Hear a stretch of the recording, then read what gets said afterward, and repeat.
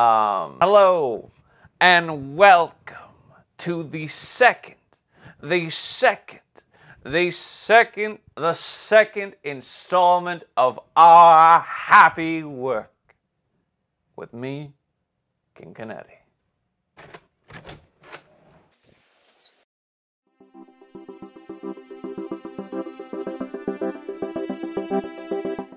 The companion series to The Instrument of Happiness.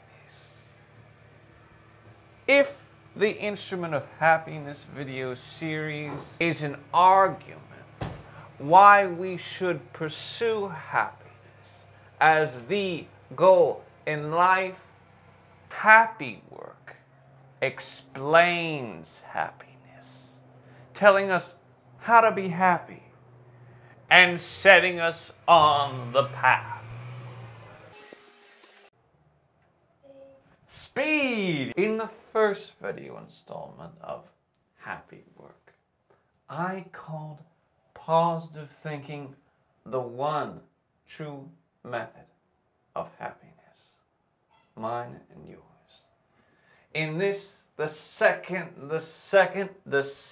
installment, I will actually be explaining what positive thinking is and setting you on the path by describing the first of a total of 8 positive thinking strategies present in the mind of every happy person.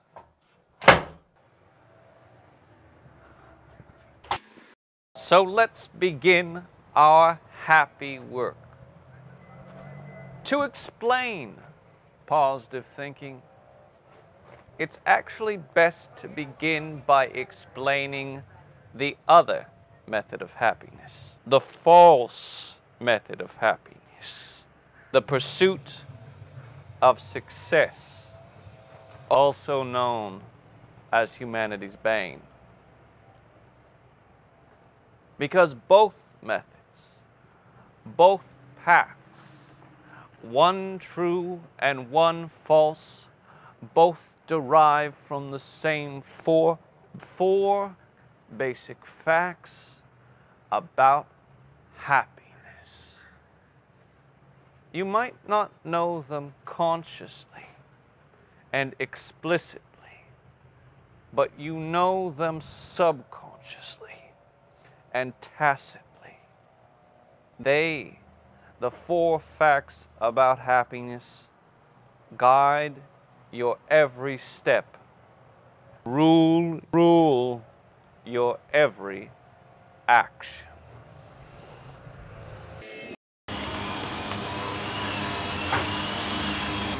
Speed.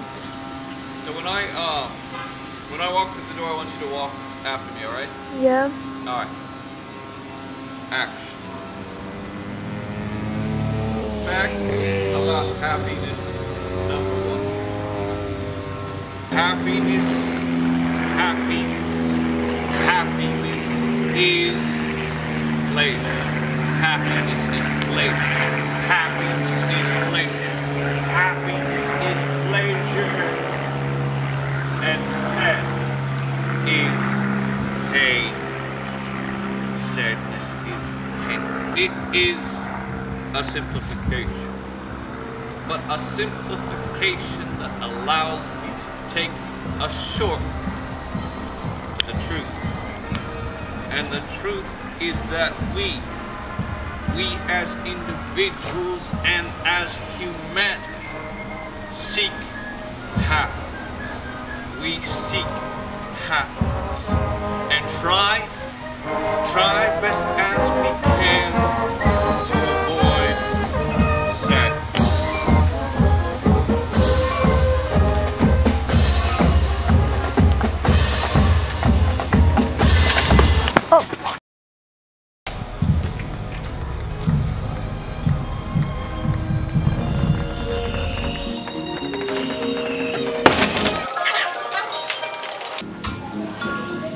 The second fact from which the 2 paths derive is that happiness is an emotion. It's transitory. It fades. It fades. It fades. Happiness fades into mood, and there is no mood.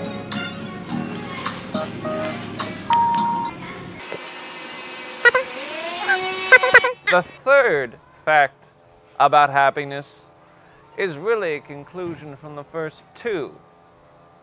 If we seek enduring happiness, and if happiness fades from one moment to the next, then we must work.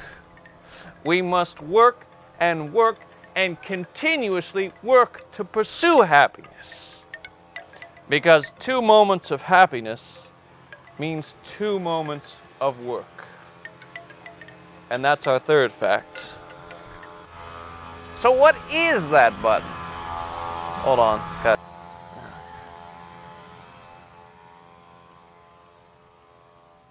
Rolling? So we gotta keep pressing that button, pressing that button, pressing that button. But what is that button? What affects happiness? Like sadness, happiness is caused by 5,000 things. From the tawny color of the grass at haymaking, a sign of friendship. The completion of a home improvement project. Seeing some jerk fall on their ass. Getting a new iPhone. Winning a race. And, like sadness, the 5,000 things that affect momentary happiness are really just one thing: an improvement, an improvement, an improvement, any improvement in our material, wealth, or social position. That's why there are 5,000 things that can make you, for a moment, happy. Because there are 100 contributors to each of 500 levels of material and social improvement. All right, speed. Action. Those are the 4 facts about happiness. We seek happiness, seeking to avoid sadness. Happiness is transitory, fading from one moment to the next. Damn it. We seek happiness and seek to avoid sadness. Happiness fades from one moment to the next. To achieve enduring happiness, we must work continuously. The cause of happiness that we seek is an improvement in our material or social condition. From these 4 facts, the first false method and path to happiness is derived. We work. We work and we work and we work and we work and we... Sorry, fuck. And we work and we work to make happy things happen in our world, while working to keep sad things from happening. Progressively achieving happiness through progressively achieving mastery. Keeping sad things from happening at all.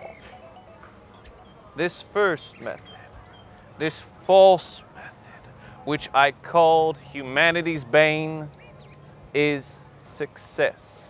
The pursuit of happiness through success. Because if you continuously improve your condition, continuously improve your material wealth, you are acquiring wealth and great power. Rolling still? Most people pursue this method. Most people pursue happiness through pursuing success. And that's the easiest statement to prove. Look at biography. Look at history, which itself is defined by individuals and collectives pursuing wealth, pursuing dominion over one another. That is the mass pursuing happiness, as twisted as it sounds. Pursuing happiness, the pursuing success. Most people think that happiness is rare, possessed only by an elite few. Most people think the fall inevitably follows the rise. Most people think we are made to suffer in this life. Most people think history is doomed to repeat itself in a cycle of accumulation and destruction.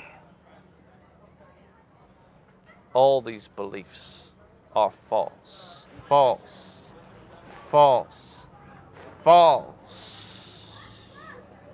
All that history proves, all that these sad lives prove, is that the first method is false.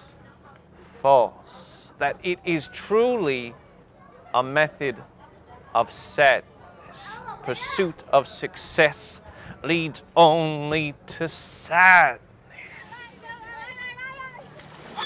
But there is hope. Taking it from the top.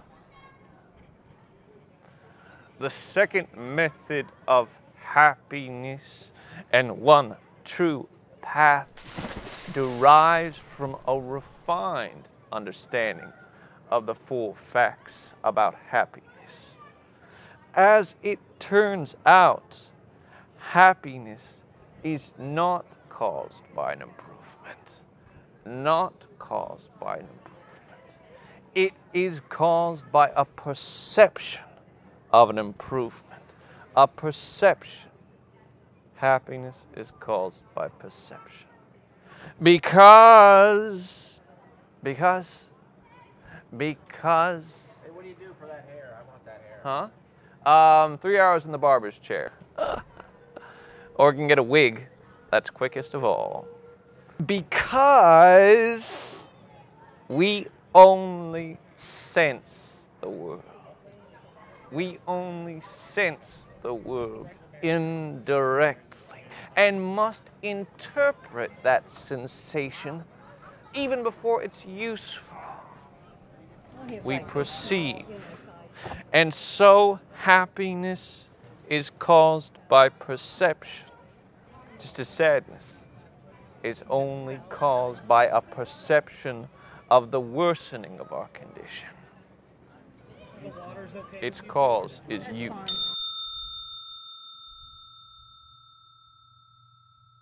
And happiness.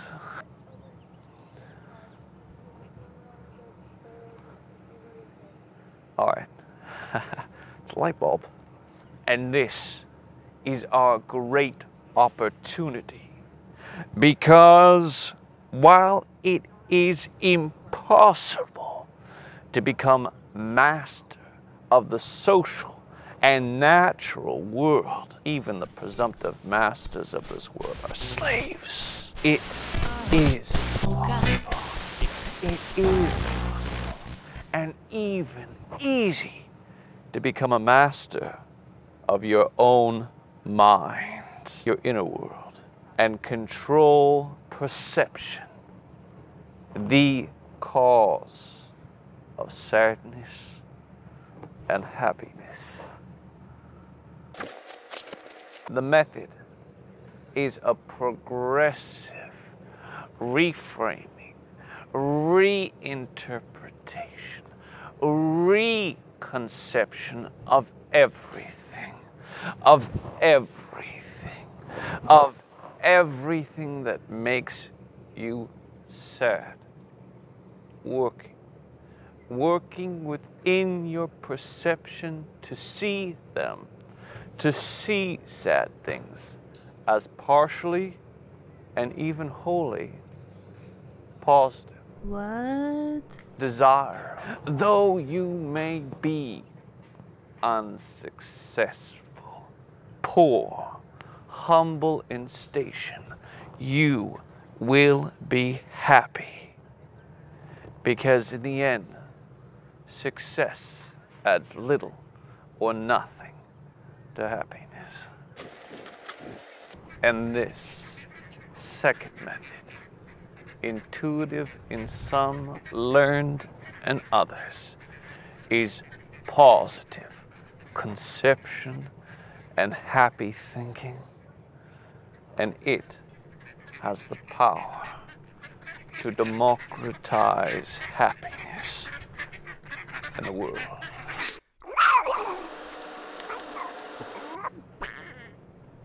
Each and all of the 8 methods of happiness, the 8 strategies of happiness, I will teach you a varieties of positive thinking.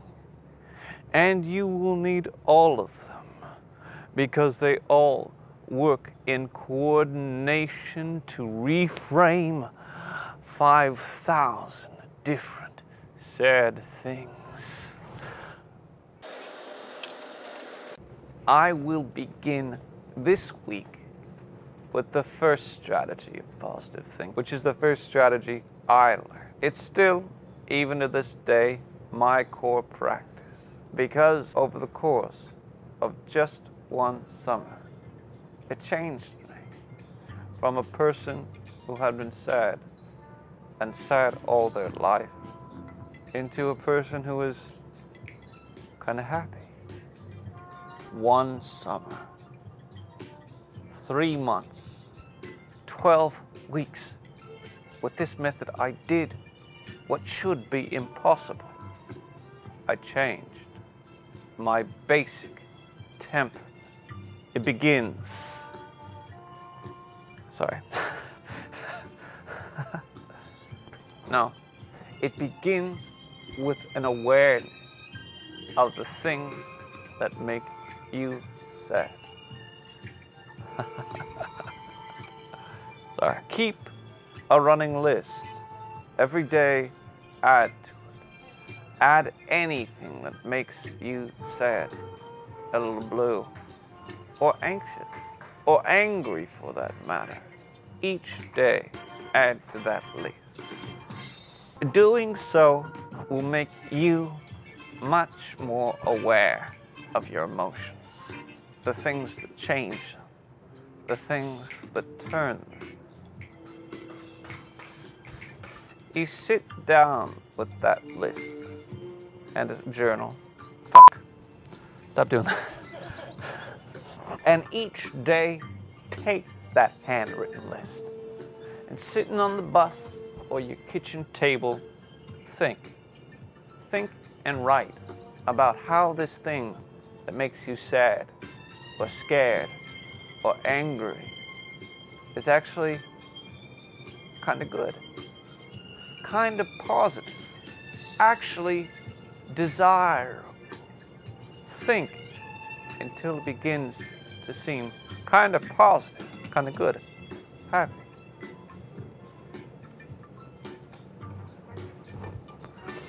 All right.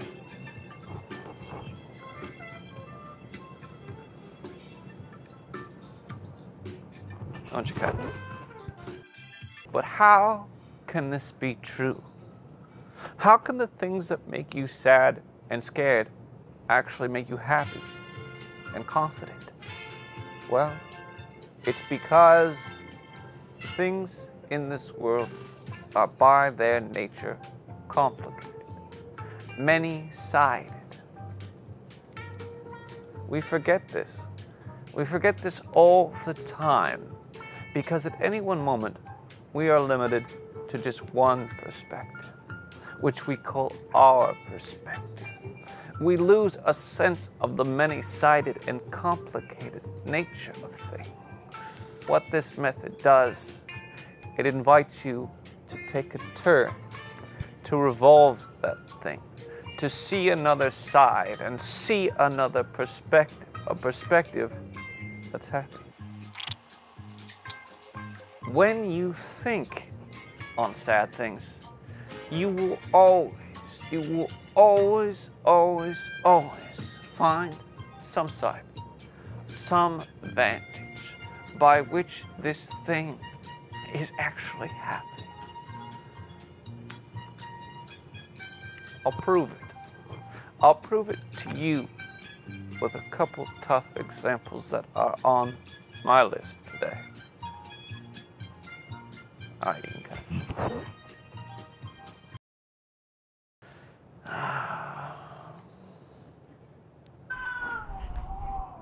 All right. The first thing on my list made me bummed today. The Second World War. Each time I hear about it, makes me kind of sad. I mean, it was terrible. But right now, I'm gonna do the work and try and see if I might see it as being kind of positive, a bit redeemable, and even desirable. So it'll make me happy next time I hear about it. The thing that really bums me out about this war is that it's often represented as being part of the 20th century's breaking of the great progressive narrative of humanity, in which with each generation things get more democratic and freer and more equitable and happier. Now the terrible 20th century. But actually, as I think about it, the Second World War was actually part of that progressive process. What? Because, for one, it put the racial ideologies of white supremacy, it made it impossible to support them anymore. Because the Second World War was those ideologies run rampant, such that by the end they're in such disfavor it was impossible to support them. And those ideologies, those were the supporting, ruling ideologies of Western white colonialism. Furthermore, those terrible wars exhausted those same European colonial powers, wasting all their wealth, wasting so much of their youth, their manpower, such that rapidly, after the war, all those empires fell. So, even though the war is terrible, I wish it had never happened. I wish it hadn't come about this way. In a way, terrible though it is, it was desirable in its effect, just to rapidly bring to an end the colonialism which was the impediment to the progression of that progressive development of humanity. And as a result, humanity is freer and more equitable and happier. If I think of that, I'll think of that terrible war and not feel so bad.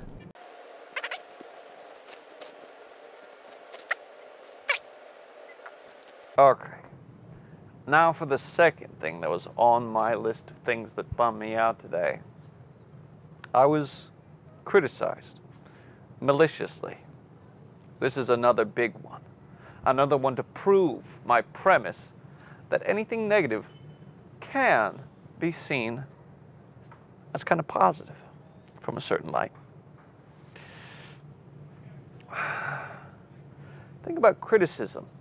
The reason we don't like it is because, well, someone is trying to kind of destroy your status, your position, trying to lower you down a little bit. But really the only thing that is effective about criticism is the acknowledgement of that status. You know, because you can always ignore that criticism. But what is effective about it is that person stopped. They stopped in their tracks. Their priority in that moment was your status and their need to destroy it or to level it. So, in a way, that criticism, that insulting criticism, is a compliment, and a very sincere compliment. It acknowledges your status, and it's a compliment from your enemy. Think on that. Think on that, and maybe you can smile at that insult next time. Keep rolling. I'm gonna do it one more time. They're actually a good thing.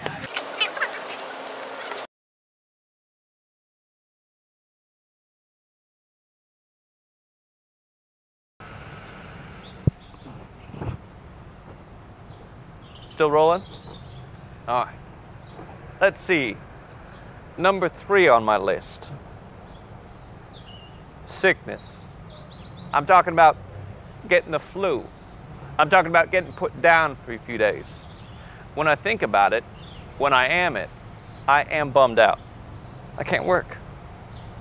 But that's the wrong perception. That's the wrong perspective. If I think about it, what's happening when I'm sick is I'm being restored to my appreciation for health. One of the greatest things to have. And so easy to lose that appreciation for health and all the faculties and all the capacities it upholds, all that it lets me do.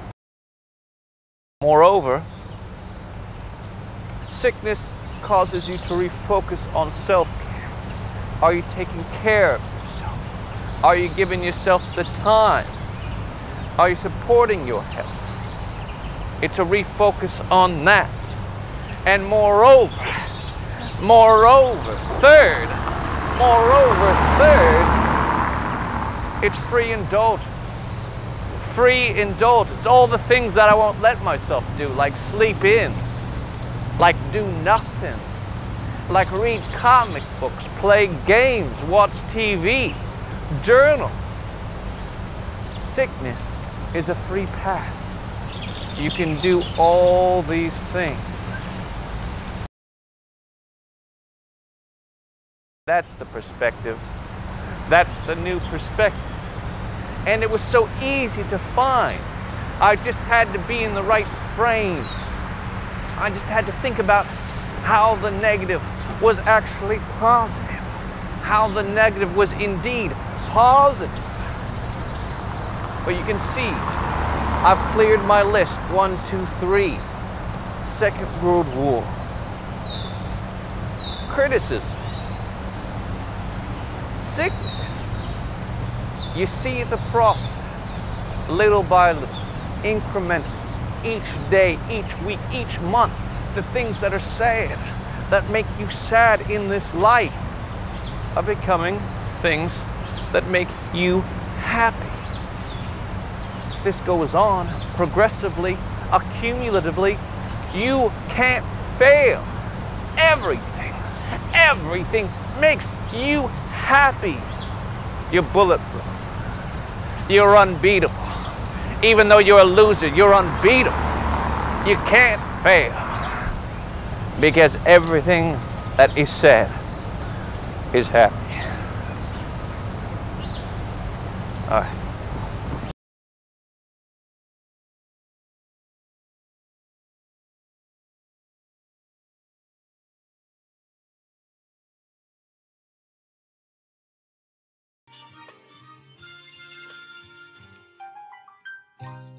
Speed? All right. Well, that's the list. Tomorrow, there will be new reasons to cry, but we'll sit down again and see whether we can't make them happy, whether we can't turn them into smiles. You can see now, even from these 3 examples, how if you keep this up for weeks and months, pretty soon, the number of things that make you sad will be overtaken by the number of things that make you happy. Pretty soon, sadness will seem as scarce in your life and in the world as happiness does now. Moreover, each time you sit down to work, you will be developing in yourself a fact of being able to do this standing up and in real time, so that you don't even suffer a moment of sadness before you are overtaken with gladness. Let me do that last part one more time, and we'll be done.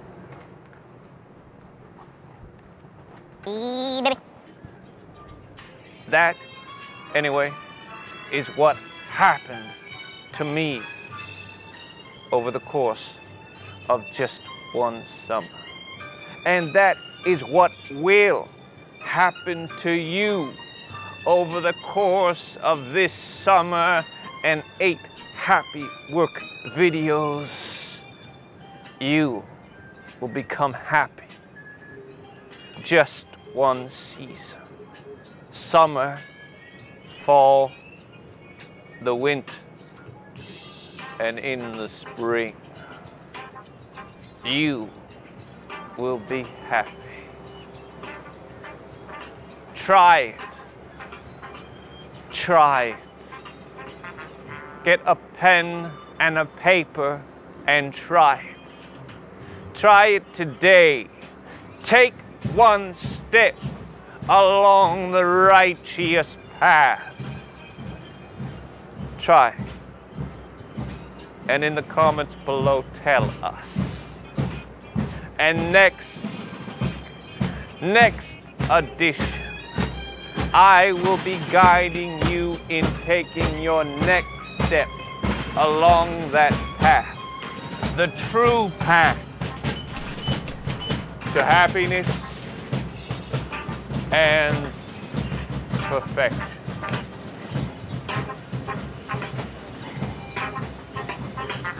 Let's go, friend. See, is that... No, don't put your hands on the lens. I do this.